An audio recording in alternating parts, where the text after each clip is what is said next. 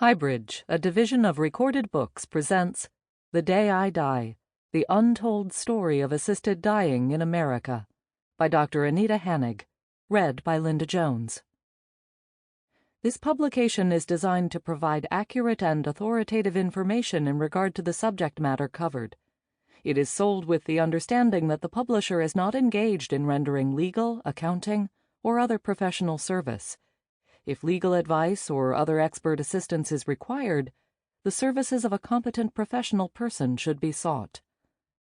From a Declaration of Principles jointly adopted by a committee of the American Bar Association and a committee of publishers and associations. Disease lays me down on worn bedsheets. Then, as if my hope were enough, she raises me. From her hand I eat pears with salt. I follow her into a maze of wordless candor.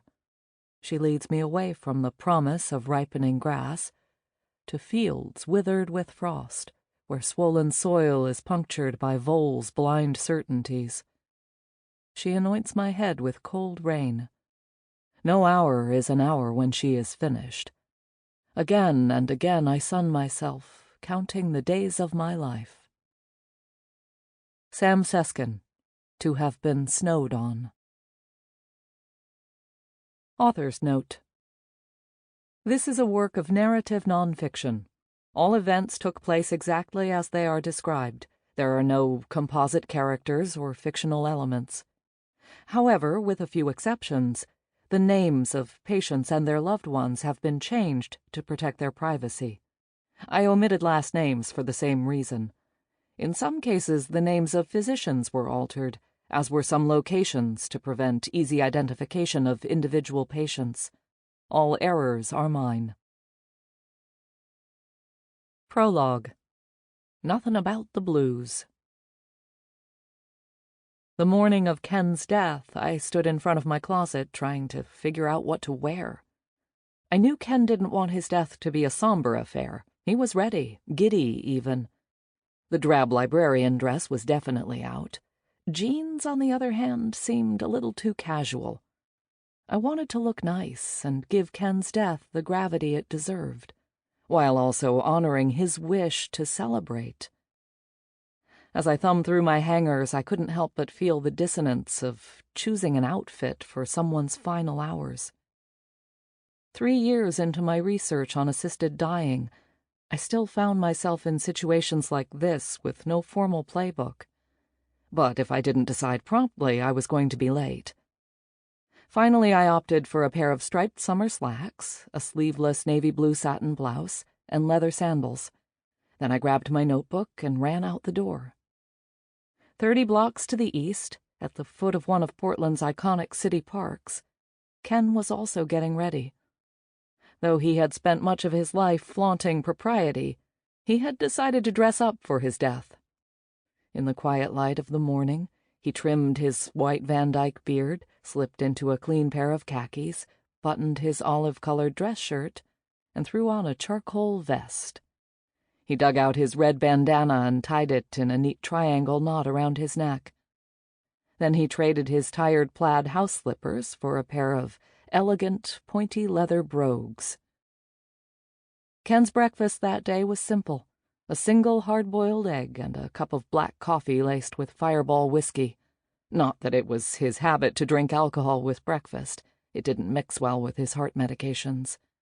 But today Ken felt festive. He had waited for this day for months. At 10:30 a.m., I met Ken's prescribing physician, Neil Martin, in the foyer of Ken's retirement facility. Save for his medical bag, which could have passed for a plump briefcase, you wouldn't have guessed Martin was a doctor. He wore a cornflower blue dress shirt, black Levi's, and hiking sneakers. Martin had begun working with terminally ill patients interested in using Oregon's Death with Dignity law in 2009. After his retirement from family medicine in 2015, he had kept his license so he could continue to volunteer as a physician. Martin and I signed the facility's guest log and made our way to Ken's apartment in the far corner of the building. At the entrance to the dining hall, next to a roster of activity charts announcing bingo night and water aerobics, a cluster of walkers sat parked, waiting for their owners to return. We swung a left down a wide hallway lined with rustic watercolor paintings, all depicting stone bridges reaching across gurgling creeks. The pictures conjured a pleasant but generic nostalgia.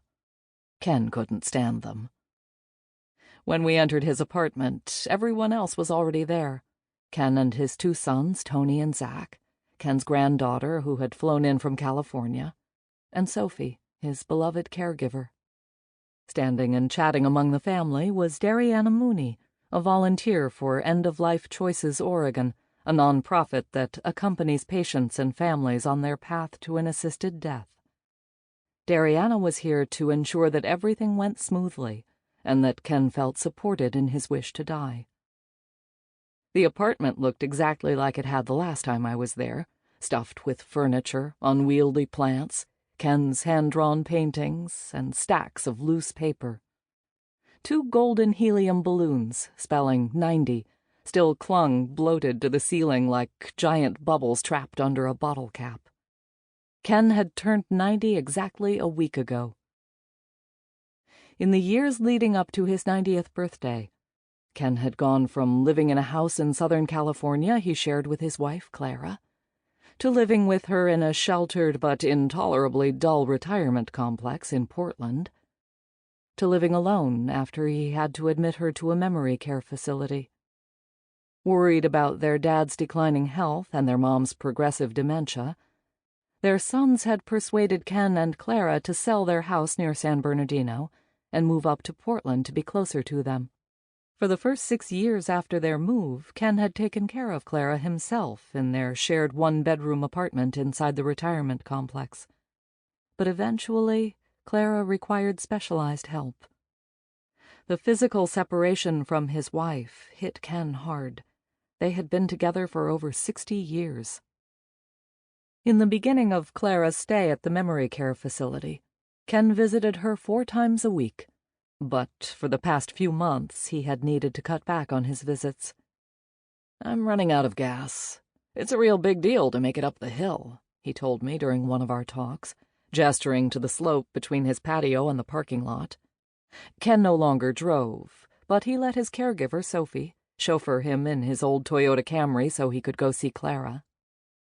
Sophie had recently procured a wheelchair for Ken, but he hadn't wanted to use it yet. "I hate to have to be wheeled in there to see Clara, so I tough it out, but geez, it's getting tougher and tougher."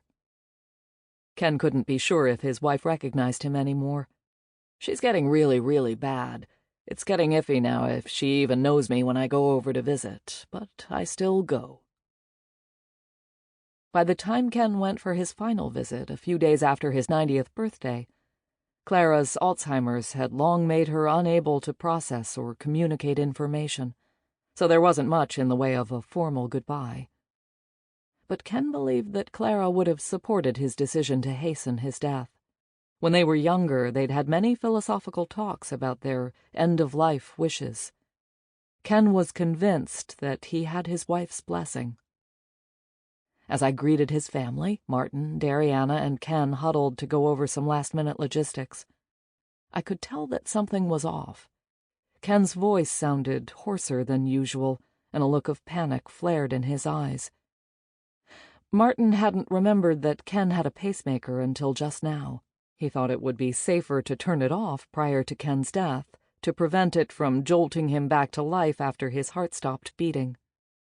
Turning off a pacemaker falls under the responsibility of a cardiologist, which meant that Ken would have to postpone his death.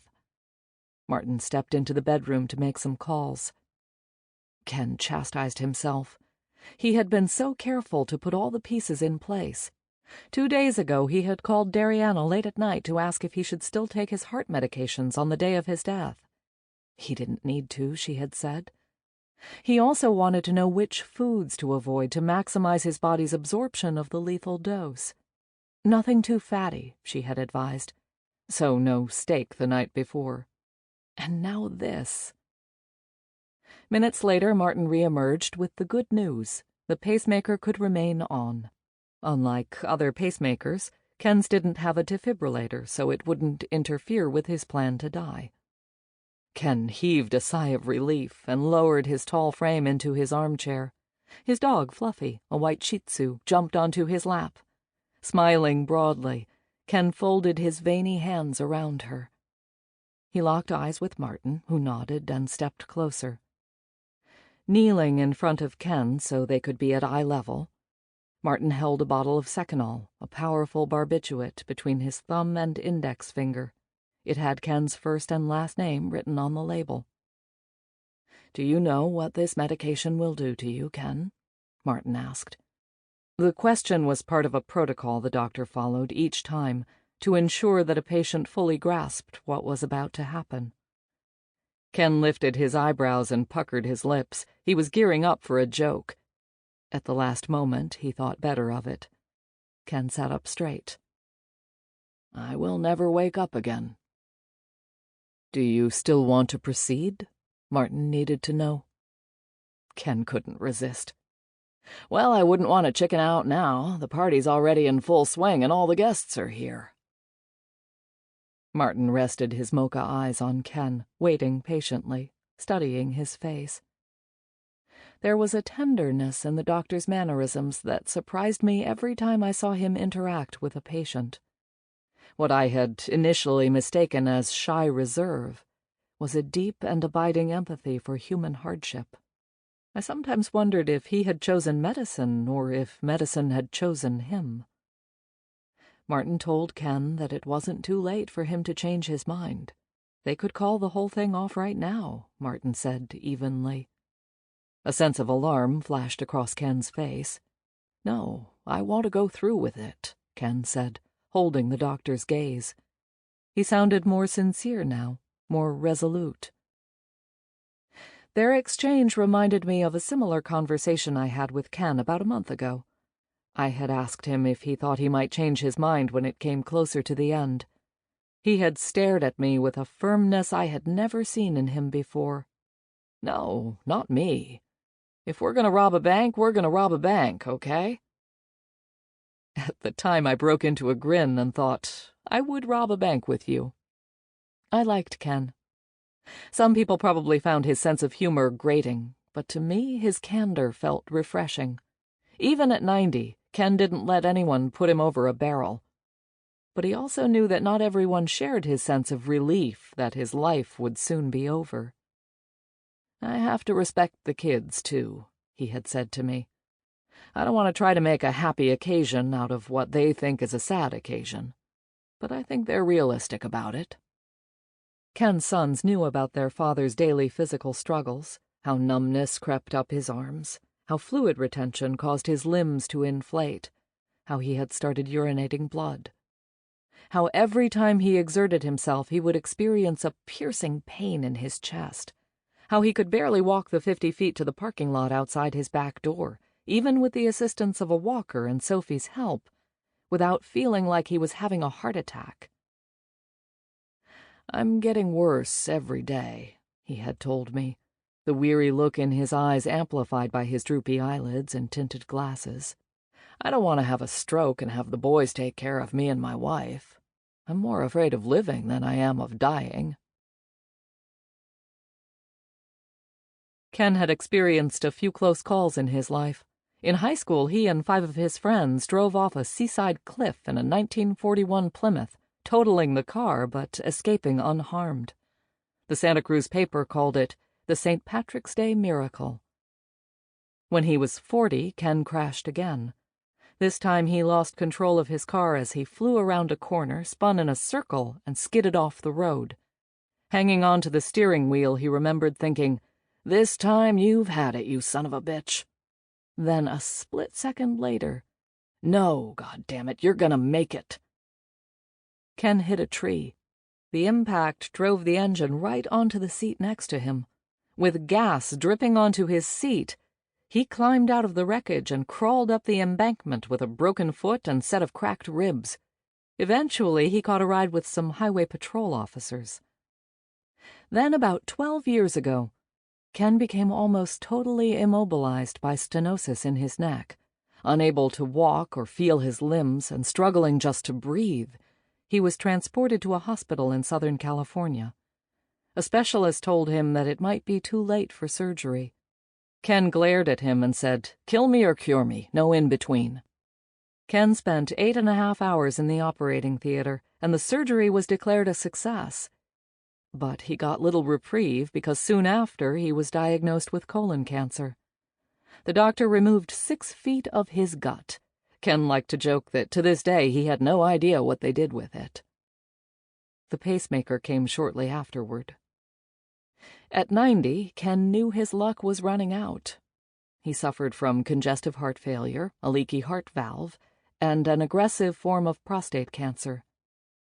5 months before I met Ken, his primary care physician had finally enrolled him in home hospice care. When Ken told his oldest son, Zach, that he intended to use Oregon's assisted dying law, Zach expressed his support. "My feeling is that Western medicine has kept Dad alive years past when he would have naturally died," Zach later told me.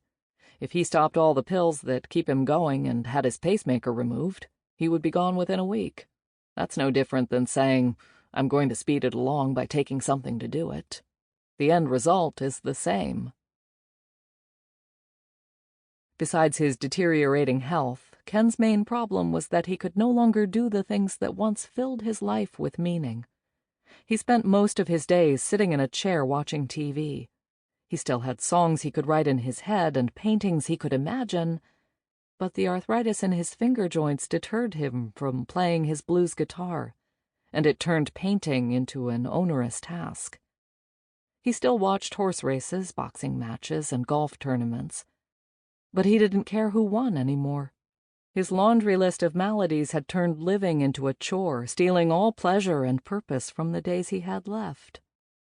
"The kids are all raised and all off," he said during one of our visits, pointing to the framed pictures of his sons, their wives, and their children, who posed for yearly photographs with their toothy smiles in front of sky-blue canvases. "I love seeing my grandchildren. I see them once a week. But that isn't an excuse for hanging around, either." His son Tony had recently offered to have Ken move in with them to be closer to the kids, but Ken had declined. He could handle being around his grandkids for only an hour at a time. He just didn't have the energy anymore. Instead, he and Tony had taken a ride around a nearby city park to find a spot for spreading his cremated ashes. "You've been working on surviving all your life," Ken went on. "You're always trying to get a better house, better clothes, better food, a better car, go to a better movie. You're always thinking about improving yourself and living better. And then, all of a sudden, none of that means anything anymore." Ken paused, coughing up some phlegm and catching his breath. "If it weren't for modern medicine, none of these old fogies would be here," he said, tipping his head toward the hallway that led to the other apartments. "They're all hanging on to life like it's something really worth hanging on to. And it isn't really all that." In Ken's living room, Martin reached into a paper bag from the pharmacy to retrieve Ken's pre-medications, pills that would settle his stomach and prevent nausea and anxiety once he took the lethal dose of Seconal. The pre-medications typically take an hour to go into effect. In many ways, they start the clock on an assisted death, physically as much as logistically. Martin unscrewed the 2 bottles and handed Ken 1 pill of Zofran and 2 pills of Reglan. The clock read 10:50 a.m. Ken reclined in his armchair, looking satisfied. He and his family started reminiscing about his irreverent past, about the fortunes he made and lost in the San Francisco real estate business, his car wash business that prospered and tanked, the 32 cars he had owned in his life, his rambunctious early days as a blues musician, the women he chased before settling down with Clara, the house he built with his own hands. His audience indulged him, reveling with Ken in the soft glow of a bygone era. "You had a darn good run, Dad," said Zach. "You taught both of us to be hard workers." Ken beamed. He'd had a full life. He had told me so many times himself. Derianna and I retreated into the kitchen for one of the more tedious tasks that morning, preparing Ken's medication.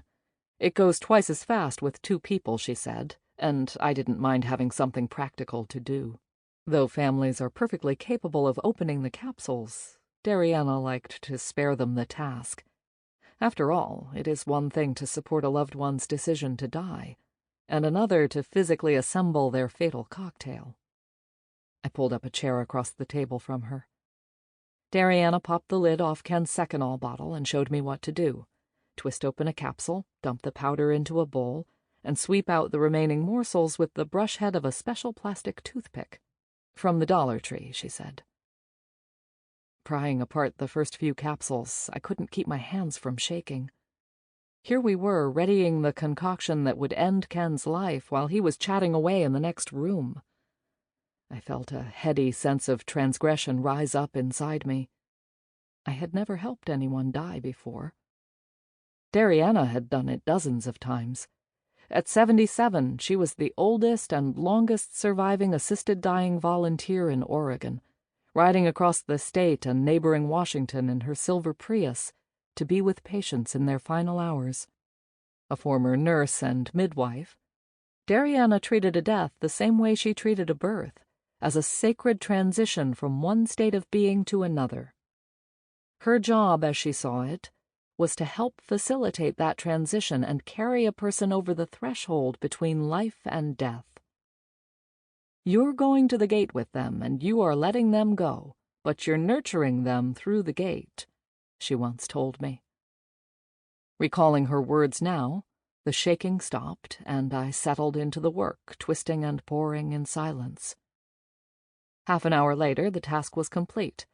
100 orange pill carcasses sat in one bowl, the small mound of white powder in another. We scrubbed our hands at the kitchen sink. An ornate plaque hung over the sink read, "Martha Stewart doesn't live here." Derianna and I stifled a snicker. Ken's voice boomed from across the living room. He was basking in memories of his great-grandchildren. "They are cuter than a bug," he called out. He proceeded to divide up the paintings on his walls, assigning who would get each of them when he was gone. Then he addressed me and Derianna, raising his voice a few more decibels. "By the way, take all the booze in the fridge that you want, and make sure you clean this place up after I'm gone." Derianna let out a chuckle, her short gray curls shaking with delight. Despite Ken's bravado, I knew that he felt a sense of trepidation about his looming departure. He had once admitted as much. "I think anybody would be apprehensive about going to the undiscovered country from whose woods no traveler returns," he had said to me, quoting Shakespeare. "If you're planning it and you know it, it's spooky. I guess it would be spookier for someone who is a believer." Ken had always been a staunch atheist. Though he and Sophie didn't see eye to eye on spiritual matters, she would sometimes talk to him about her belief in God and the afterlife, to no avail. "I don't know what you believe," Sophie told me privately, "but I am very concerned about his soul." Ken didn't share her concerns, but that didn't mean he was unaware of the gravity of his plan. "I'm trying to visualize a world without me," he said, during our final visit before his death, pensive and serious. I thought I heard a hint of melancholy in his voice. On the morning of his death, you wouldn't have been able to detect any of that. Ever the gracious host, Ken kept offering his guests food and drink when lulls threatened to puncture the conversation. He had wanted to make sure there would be enough cheese and crackers at his gathering, so guests could transition directly into the wake, a joke that cracked him up even as he was telling it. Now he pulled out another. "When they put me into the body bag, make sure they leave a little space for my finger just in case I need to unzip it again." "Don't worry, Dad. We'll put a bell in there with you," Zach said, and winked. In the kitchen, Derianna transferred the medication into a wine glass and pulled a tiny whisk from a Ziploc bag. She ran water into the glass, first the hot and then the cold, to properly dissolve the powder and prevent any clumping. When she was done stirring, She motioned for me to try the cocktail. She knew I'd been curious about Seconal, which had a reputation for being terribly bitter. The families I met during my research frequently mentioned this fact, expressing frustration that the final taste of life was so unpleasant. I scraped my index finger along the whisk and stuck it into my mouth. The drops tasted so revolting, every bud on my tongue recoiled in disgust. If someone had distilled the essence of bitter, this would be it. I scrambled for a chaser. Derianna threw me a sympathetic glance. "No one would ever drink this unless they had to," she said. Derianna and her colleagues had been trying to find ways to reduce the bitterness of the medication by mixing the powder into sweet juices or having patients chase it down with hard liquor. The latest idea was to have them swish around a flat Coke in their mouth after drinking the lethal dose. I tried some of the Coke Derianna had brought for that purpose. It didn't help very much. Hours later, the vile taste of Seconal would linger in my mouth. Ken, still reigning in his armchair, fiddled with his iPhone and sent out a few messages. I was struck by the finality and simultaneous banality of the moment. Something as commonplace as typing up a text message takes on a much different meaning when you know it'll be your last contact with someone. That was the thing about Ken's death. It felt both momentous and strangely mundane. Even in the midst of a death, people get hungry, use the bathroom, and scroll through their phones. Yet everyone knows that something extraordinary is about to take place. Ken put his phone down and looked at Martin. It was 11:45 a.m. Almost time. Ken announced that he was going for a leak, rose unsteadily to his feet, and bumped his walker across the carpet. A few minutes later he emerged and shuffled into the bedroom. He asked his granddaughter to join him so they could have a private moment together. Minutes later he called for the rest of us. Seated on the edge of his bed, feet touching the floor, Ken requested that his family flank him on either side. Martin, Derianna, Sophie, and I stood in a cluster near the doorway. I rested my back against one of the bedroom walls, thankful for the extra support.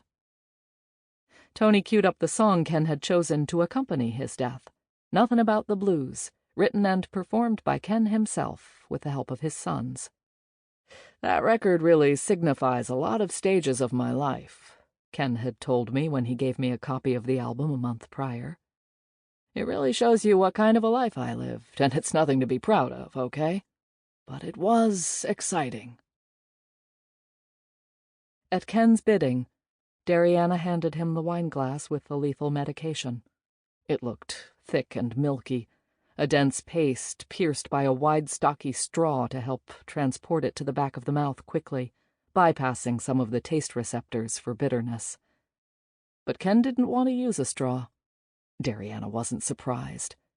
In her experience, a lot of men refused straws. They found them degrading, unmanly somehow. The moment he heard the first few notes of his song blasting from the speakers, Ken lifted the drink to his lips and swallowed the contents.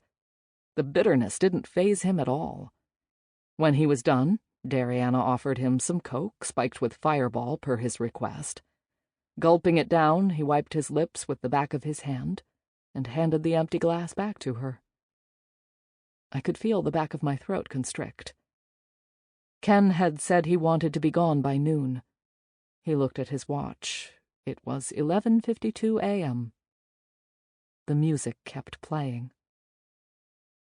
"Don't care if I win or I lose," Ken crooned to the sound of his own voice, his live baritone only slightly overpowering the one booming from the record.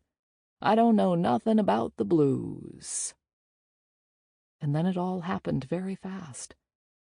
As Ken began reciting his epitaph, his words slurred and trailed off.